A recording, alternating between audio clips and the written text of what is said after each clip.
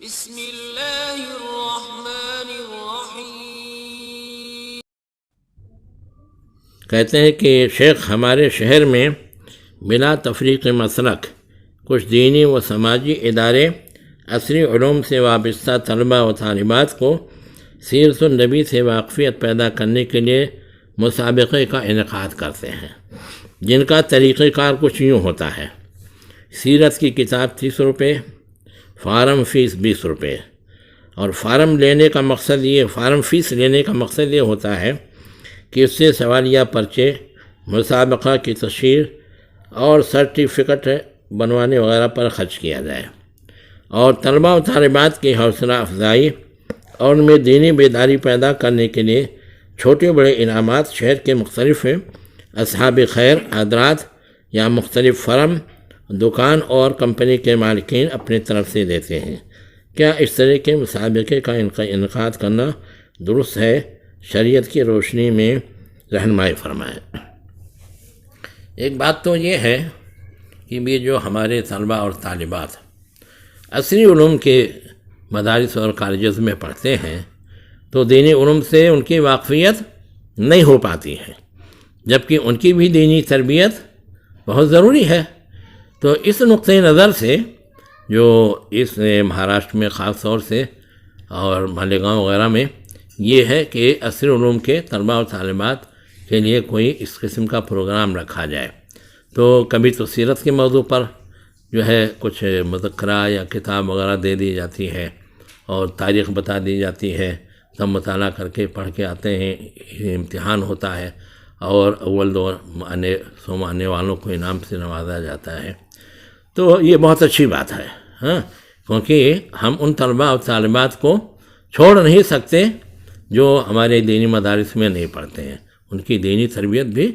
بہت ضروری ہے، ورنہ وہ گمراہ ہو سکتے ہیں اور معلومات نہ ہو تو کوئی بھی الٹا سیدھا ان کے اوپر اعتراض کر کے پریشان کر سکتا ہے۔ میں یہ بھی کہوں گا کہ صرف سیرت کے موضوع پر ہی مقابلہ نہیں ہونا چاہیے، مسابقہ نہیں ہونا چاہیے۔ کبھی جو ہے عقیدے کے موضوع پر آپ کرا لیجئے، عقیدے کی کوئی ایک کتاب جیسے تقویٰ سلیمان دے دیجئے، یا جو ہے اور توحید پر چھوٹی کتابیں ہیں وہ دے دیجئے، یا اس سے سوال جواب بنا لیجئے 100-200 سوال اور وہ دے دیا جائے، اور اس طریقے سے یہ طلباء طالبات ان کتابوں کو یا سوال جواب والے اس کو جو ہے پڑھیں اور پڑھ کر کے تیاری کر کے امتحان دیں۔ اسی طریقے سے فقہی مسائل پر بھی ہونا چاہیے۔ کبھی طہارت پر ایک پروگرام رکھ لیا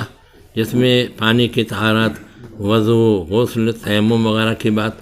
جو کہ مسائل آ جائیں وہ دے دیں۔ کبھی نماز کے بارے میں ہو جائے تو نماز کا پورا طریقہ، نماز کے تمام مسائل وہ سوال جواب کی شکل میں طلباء طالبات کو دے دیے جائیں۔ کبھی جو ہے رمضان کا موسم ہو تو روزوں اور رمضان کے بارے میں ہو جائے۔ اسی طریقے سے مختلف موضوعات پر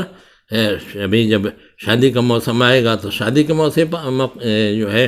موضوع پر دے سکتے ہیں، طلاق کے موضوع پر دے سکتے ہیں۔ تو بہرحال مختلف موضوعات پر اس قسم کے مسابقے رکھتے رہنا چاہیے، اس سے ہمارے عصری علوم کے مدارس اور کالجز میں پڑھنے والے طلباء دین سے جڑے رہیں گے اور دین کے بارے میں بھی ان کی معلومات بہت اچھی رہے گی۔ تو یہ بہت اچھا پروگرام ہے، میں سمجھتا ہوں کہ اس پر توجہ اور دینا چاہیے، اور جو لوگ کر رہے ہیں بہت اچھا کر رہے ہیں، اللہ ان کو جزائے خیر دے۔ اس میں ایک سوال یہ ہے کہ یہاں جو طریقہ کار ہے وہ یہ ہے کہ جو کتاب دی جاتی ہے وہ 30 روپے کی ہے، اور بظاہر ایسا لگتا ہے کہ جو بھی اس پروگرام میں حصہ لے اس کو یہ کتاب خریدنی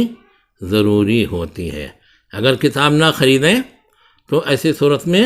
اس مسابقے میں حصہ لینے کا اسے حق حاصل نہیں ہے۔ میں سمجھتا ہوں یہ الزام ضروری نہیں ہے، یعنی اس طریقے سے لازم کرانا کہ جس کو بھی حصہ لینا ہے وہ ایک نسخہ کتاب تو خریدے ہی۔ ہو سکتا ہے کہ گھر کے 2-3 لڑکیاں حصہ لے رہے ہوں اور ایک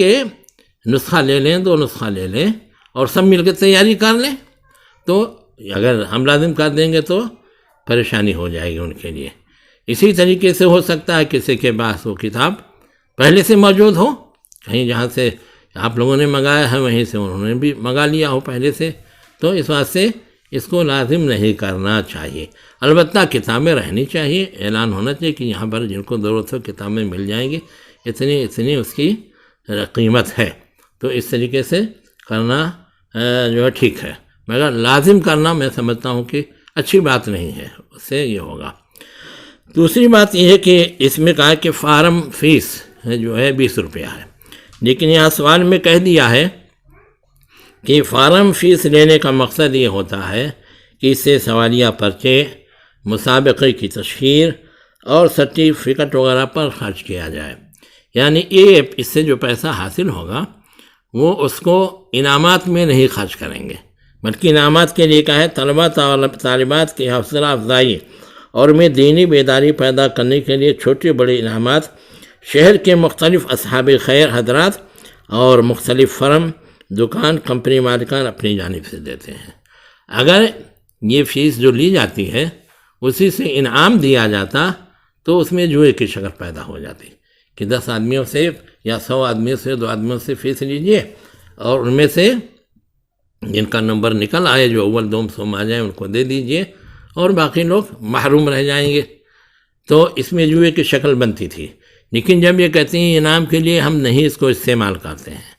ہم ان کو کس لیے استعمال کرتے ہیں؟ فارم چھپوایا ہے، پھر سوالیہ پیپر چھپوائیں گے، کسی کو بنانے کے لیے کہیں گے، اس کو بھی کچھ نہیں تو چائے پانی تو پلانی ہی پڑے گی، اس کے بعد میں پھر پیپر نکلوائیں گے، سرٹیفکیٹ چھپوائیں گے، سب کو دیں گے، تو اس پہ خرچ کرتے ہیں۔ تو میرے خیال میں اس میں کوئی قباحت کی بات نہیں ہے، اس میں کوئی قباحت کی بات نہیں ہے۔ تو یہ جو ہے مسئلہ ہے، اور یہ اس حساب سے میرا اپنا خیال ہے۔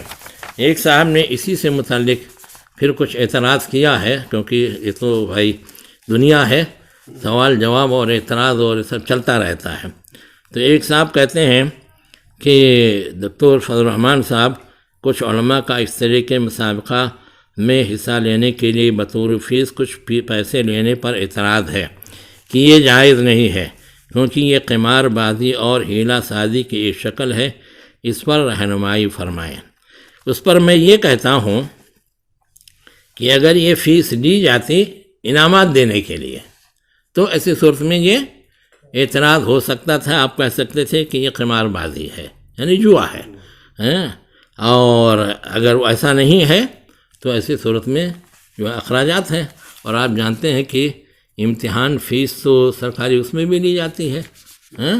جو پیپر میں امتحان دیتے ہیں، تو اس طریقے سے لینے میں کوئی میرے خیال میں حرج کی بات نہیں ہے۔ مزید اس مسابقے میں 50 روپے فارم اور کتاب کی قیمت کے طور پر وصول کیا جا رہا ہے اور اسے ضروری قرار دیا جا رہا ہے، اس کے بغیر کوئی بھی مسابقے میں حصہ نہیں لے سکتا، تو اس بابت بھی رہنمائی فرمائیں۔ اس بابت میں نے بتا دیا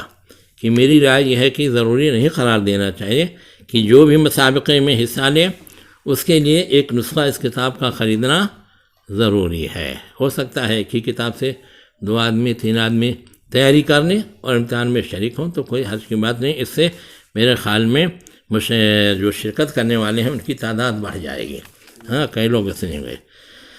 پھر یہ حضرت کہتے ہیں کہ شیخ کتاب کی اصل قیمت قیمت فروخت جو کہ کتاب پر چھپی ہے وہ 30 روپے ہے، جبکہ 40 صفحات کی قیمت خرید بمشکل 10 یا 15 روپے ہی ہوگی۔ بطور ثبوت کہ میں اس کتاب کا سر ورق اور آخری پیج جس پر قیمت لکھی ہوئی ہے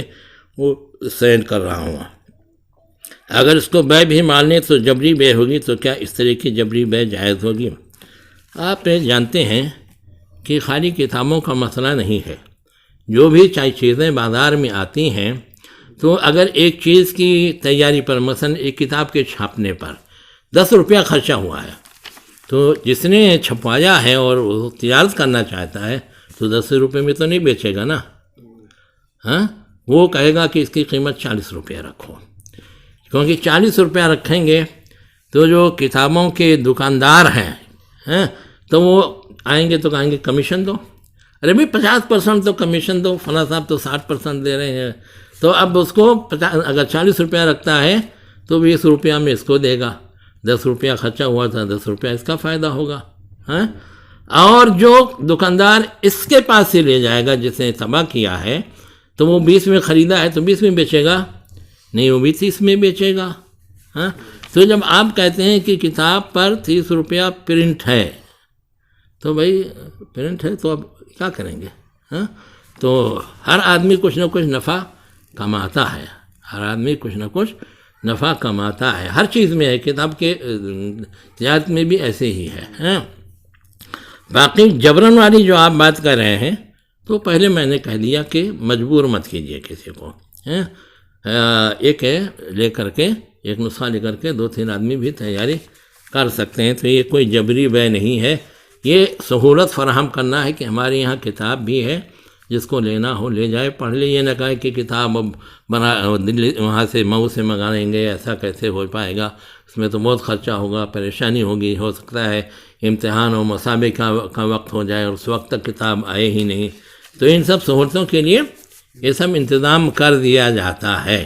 کہ کتاب بھی موجود ہے، جس کو لینا ہو لے لو، اور اتنی قیمت ہے، کتاب پر 30 روپیہ ہے تو 30 روپیہ بھی اگر وہ لگا لیتے ہیں، تو ان کو منگانے میں بھی کچھ خرچہ ہوا ہوگا اور کچھ بات ہے، تو اگر کوئی مان لو کچھ 10-5 روپیہ نفع ہی لے رہا ہے تو آپ کو کوئی تکلیف ہو رہی ہے، آپ بھی کوئی کاروبار کرتے ہوں گے تو آپ بھی نفع لیتے ہوں گے، ایسے تو نہیں ہے، تو اس واسطے جو ہے جبری نہ رکھا جائے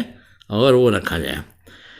دوسرے کہ مزید 20 روپے تو بہرحال مسابقے کی فیس ہی مانی جائے گی، اس کا کیا حکم ہے؟ میں نے بتایا کہ جب یہ بتا رہے ہیں کہ مسابقے میں فارم چھپوانے کے لیے، سوالات کا پیپر چھپوانے کے لیے اور جو سندیں دی جائیں گی اس کے لیے، جو تشہیر کا کام ہوگا اس کے لیے اس کو خرچ کیا جاتا ہے، تو ایسی صورت میں یہ فیس تو ہے، ہم کہاں کہتے ہیں فیس نہیں ہے، لیکن اس کے جواز کی یہ دلیل ہے کہ اس سے انعامات نہیں دیے جا رہے ہیں بلکہ ان کے مصارف میں انہیں خرچ کیا جا رہا ہے، تو اس میں کوئی حرج کی بات نہیں ہے۔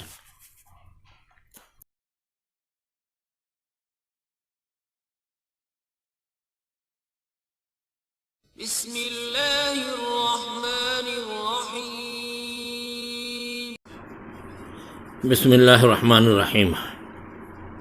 الحمد للہ رب العالمین، والصلاة والسلام علی رسول اللہ محمد وعلی آلہ واصحابہ اجمعین۔ ایک صاحب سدھارتھ نگر سے سوال کرتے ہیں اور کہتے ہیں کہ اگر میت نے کسی خاص جگہ کی وصیت نہ کی ہو تو کیا العموم کسی ایک قبر یا چند قبروں کی منتقلی عامۃ المسلمین کے قبرستان میں ورثہ کی اجازت سے درست ہے؟ یہ ان کا پہلا سوال ہے۔ پھر دوسرا سوال ہے، کسی مسجد یا درسگاہ یا ہاسٹل یا مکان کی تعمیر کے دوران کچھ قبروں کے نشاندہی ہو جائے تو کیا ان قبروں کو کسی قبرستان میں منتقل کیا جا سکتا ہے؟ اگر ناگزیر اور ضروری حالات میں منتقلی درست ہے تو اگر کچھ بوسیدہ آثار مل جائیں تو انہیں دوسری قبر میں منتقل کر دیا جائے گا، لیکن اگر امتداد زمانہ کے باعث قبر میں میت کا کوئی نشان نہ ملے تو کیا معہود گہرائی کی مٹی منتقل کرنے سے قبر کی منتقلی متصور ہوگی؟ واضح رہے کہ ان قبروں سے متعلق استفسار ہے جنہیں لوگ بہت پہلے متفرق انداز میں جہاں تہاں دفن کر دیا کرتے تھے۔ یہ لمبا چوڑا سوال ہے۔ سب سے پہلے جو ان کا سوال ہے کہ اگر میت نے کسی خاص جگہ کی وصیت نہ کی ہو تو کیا العموم کسی ایک قبر یا چند قبروں کی منتقلی عامۃ المسلمین کے قبر میں ورثہ کی اجازت سے درست ہے؟ سب سے پہلے تو میں یہ کہنا چاہتا ہوں کہ اگر میت نے کسی خاص جگہ دفن کرنے کی وصیت نہیں کی ہے، جیسے کچھ لوگوں کے خاندانی قبرستان ہوتے ہیں تو کہتے ہیں کہ میرے خاندانی قبرستان ہی میں مجھ کو دفن کیا جائے، ایسی اس نے کوئی وصیت نہیں کی ہے، تو میری رائے یہ ہے کہ میت کو ایسی صورت میں عام قبرستان میں دفن کرنا چاہیے، کسی خاص جگہ، چاہے اس کی زمین ہی ہو اور گرام وغیرہ کی زمین ہو وہاں نہیں دفن کرنا چاہیے، کیونکہ عام مسلمانوں کے قبرستان میں دفن کرنے کا ایک فائدہ تو یہ ہوگا کہ جب بھی لوگ قبرستان میں آئیں گے تو وہاں مدفون میت کے لیے دعا کرتے ہیں، السلام علیکم یا اہل القبور یغفر اللہ لنا ولکم، تو اس میت کو بھی بار بار ان لوگوں کی دعائیں ملتی رہیں گی۔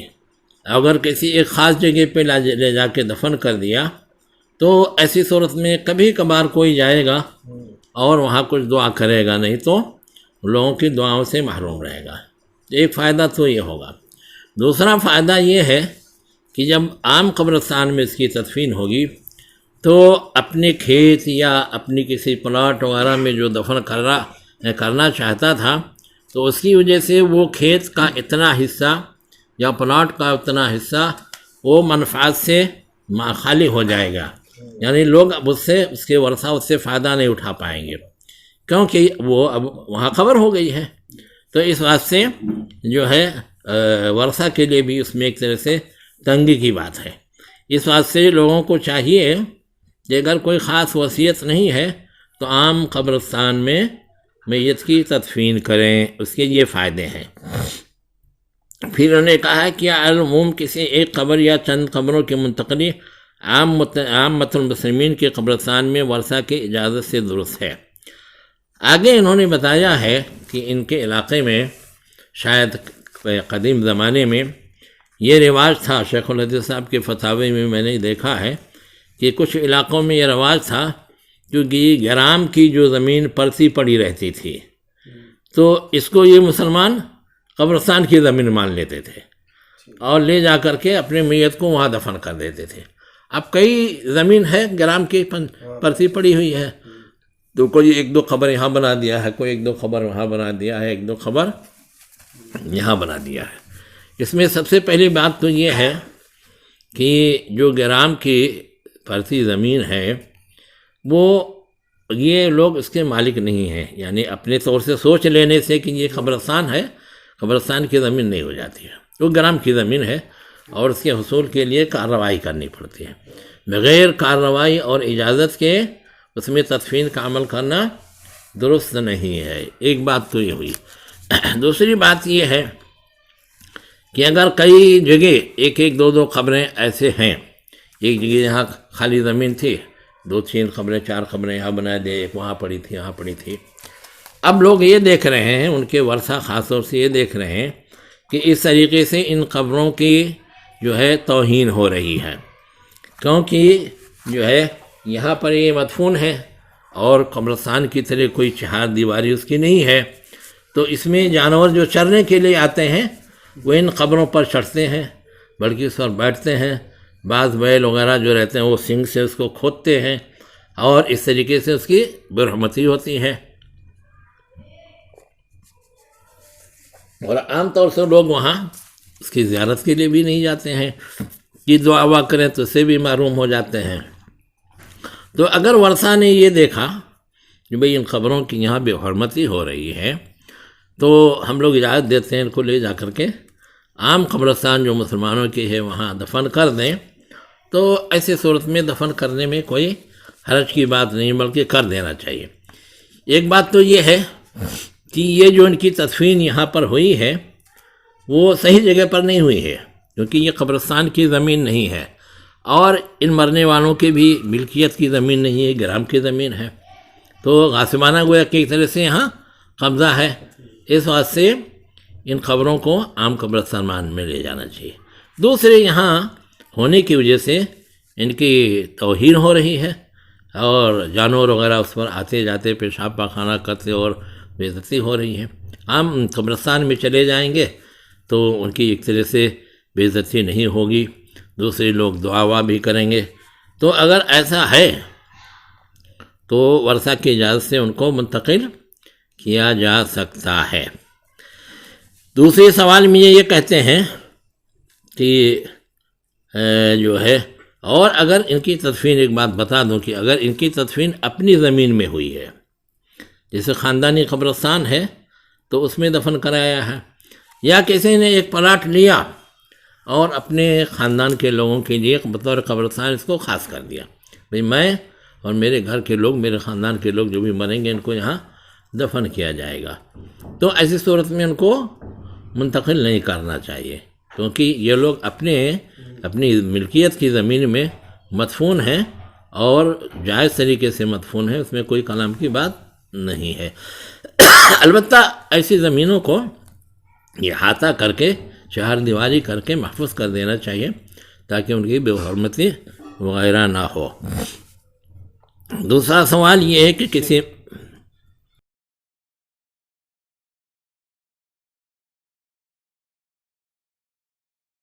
بسم اللہ الرحمن الرحیم۔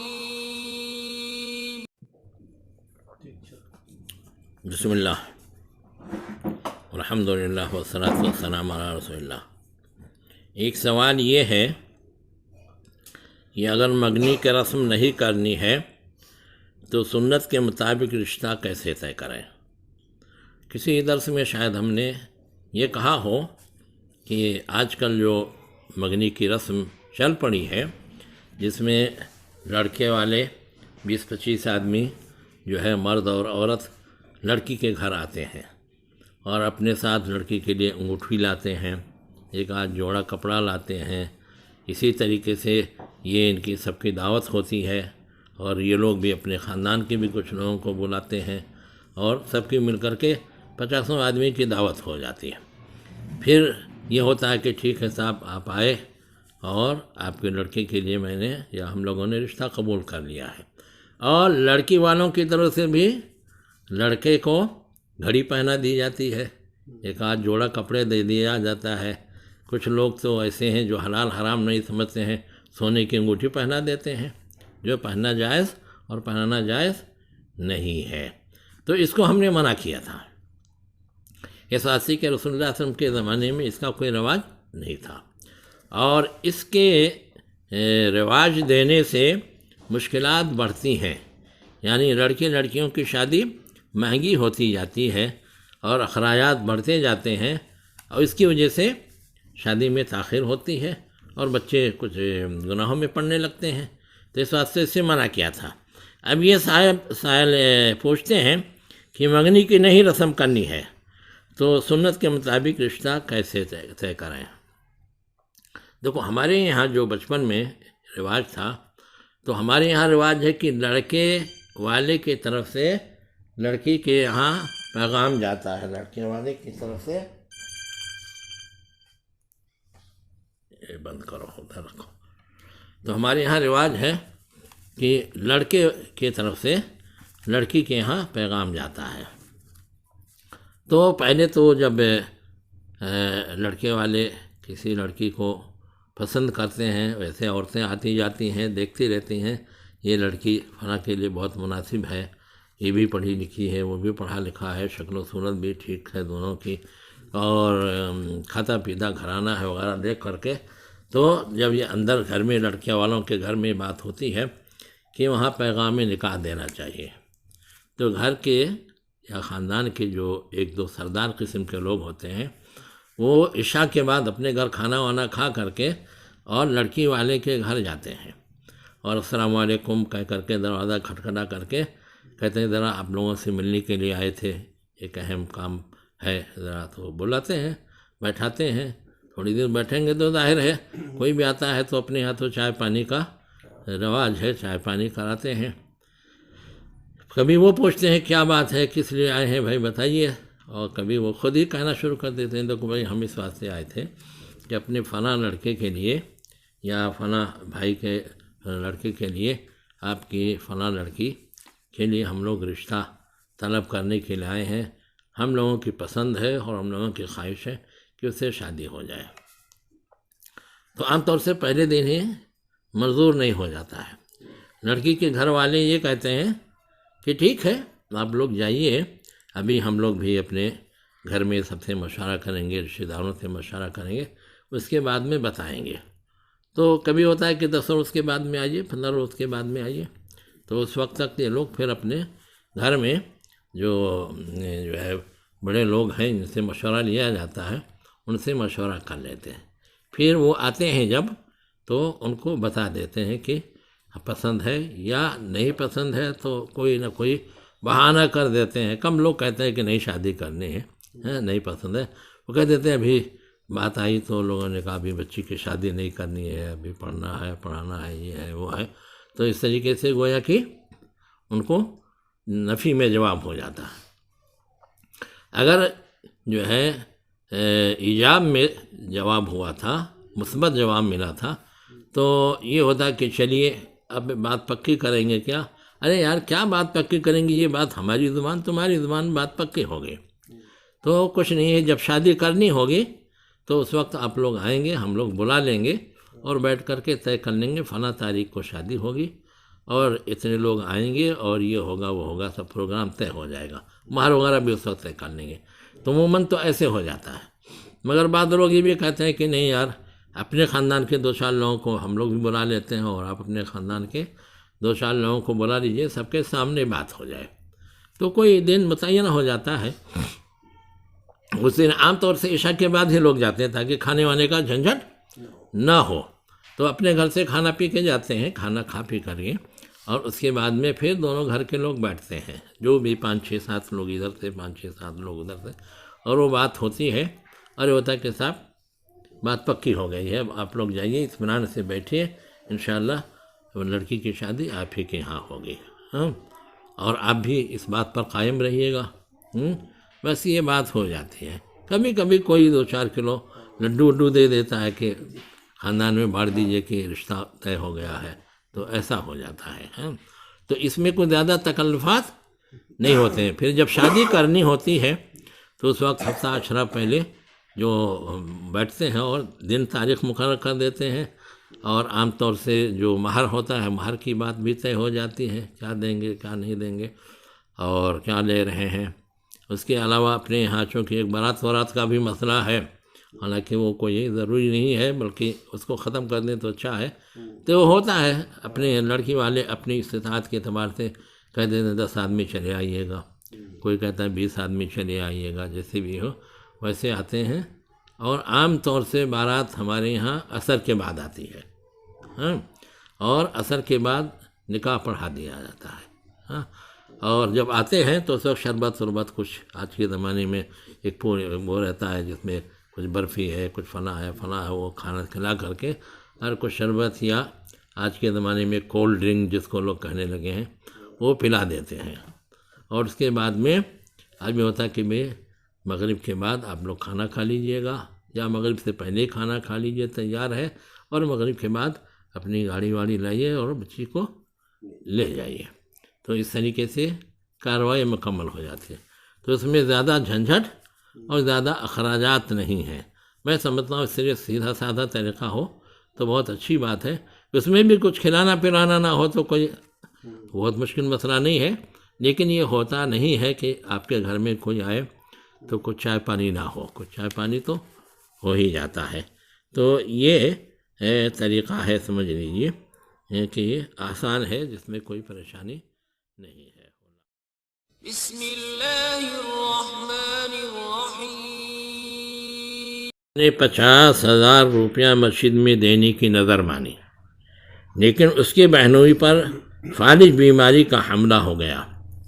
تو کیا وہ 50,000 مسجد میں نہ دے کر کے اپنے بہنوئی کو بطور امداد دے سکتا ہے؟ میں کہتا ہوں کہ جس چیز کے لیے نظر مانی ہے اور وہ اچھی چیز ہے، عبادت کی چیز ہے، تو اپنے نظر کو پوری کرنی چاہیے۔ تو یہ 50,000 بہنوئی کو دینے کے بجائے جو مسجد کے لیے مانا ہے تو مسجد کو دے دینا چاہیے۔ اب بہنوئی حاجت مند ہے تو آپ الگ سے اپنی کمائی میں سے دے دیجئے۔ اگر اکیلے نہیں کر سکتے ہیں تو آپ کچھ لوگوں سے تعاون بھی لے سکتے ہیں، چندہ بھی کر سکتے ہیں۔ ہمارے یہاں عام طور سے اس کا رواج ہے کہ اگر کوئی شخص زیادہ بیمار ہوتا ہے تو اگر مالی اعتبار سے کمزور ہے تو محلے کے کچھ نوجوان کھڑے ہوتے ہیں اور گھر گھر جا کر کے اور اس کے علاج کے لیے کچھ تعاون لے کر کے آتے ہیں، اور پھر لے جا کر کے ہاسپٹل وغیرہ جہاں بھی ہے اس کا علاج کراتے ہیں۔ اور اگر مالدار آدمی ہے، مالی اعتبار سے کمزور نہیں ہے، تو بھی 2-4 لوگ دوڑ کر کے اس کے لیے سواری لانا، بیٹھا کر کے ڈاکٹر کے پاس لے جانا، اس سے ملاقات کرانا، اس کے لیے جو کچھ بھی جانچ وغیرہ کی وہ سب کراتے ہیں، تعاون کرتے ہیں۔